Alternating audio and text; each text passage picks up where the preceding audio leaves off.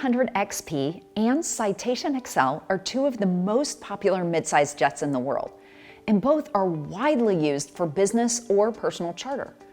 The most noticeable difference in the performance of the two is range, as the Hawker is a coast-to-coast airplane in ideal conditions, while the XL's range is nearly 25% shorter.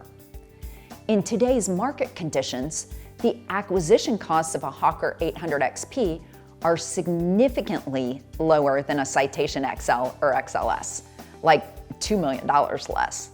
This makes the Hawker a great choice for someone who doesn't fly a lot, as the Hawker's higher direct operating costs start to add up quickly.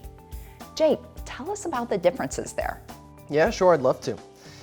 So the XL versus the 800 XP. So again, for consistency's sake, we're gonna say you fly 100,000 miles in a year.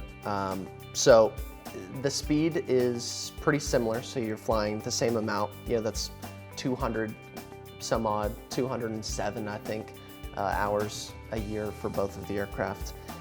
Fuel, the Hawker's just gonna burn more fuel. It's 201 gallons per hour that it burns. Citation XL is 241. So you're getting 40 more gallons burned per hour with the Hawker 800 XP. And then, like you said, the maintenance costs. So the maintenance cost breakdown.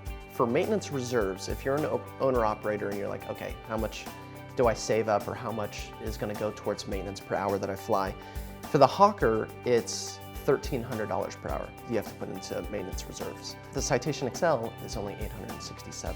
So if you're looking at it from that standpoint, you're like, whoa. Citation XL totally outperforms the Hawker 800 XP. Insurance is about the same. The pilot training on the Hawker 800 XP is also almost double. $45,000 versus $28,000. Not double, but we're getting close. Yearly direct operating costs. So DOCs for the Hawker 800 XP, you're looking at 500 to 600,000. Let's just say 550. It's about right in the middle. Citation XL, 425,000 if you're flying 100,000 miles in a year. And then the fixed costs are going to be relatively the same. This is your hangar and stuff like that. So on average, a national average, Hawker 800 XPs are going to be slightly higher in annual fixed costs, but it's not enough to sway the pendulum towards one plane or the other if you're deciding between each. So, thanks, Jake. So there you have it. The Hawker costs more to fly, but spoiler alert, the XL costs more to buy. From a performance standpoint, the speed is similar, but the Hawker goes farther.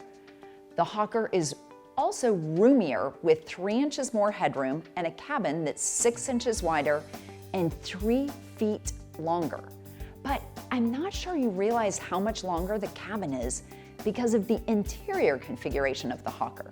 In most private jets, the baggage area is aft, behind the cabin, and in some cases, inaccessible during flight. This is true for the XL. In the Hawker, luggage is stored in the front of the plane between the cockpit and the cabin, really in the entryway of the plane.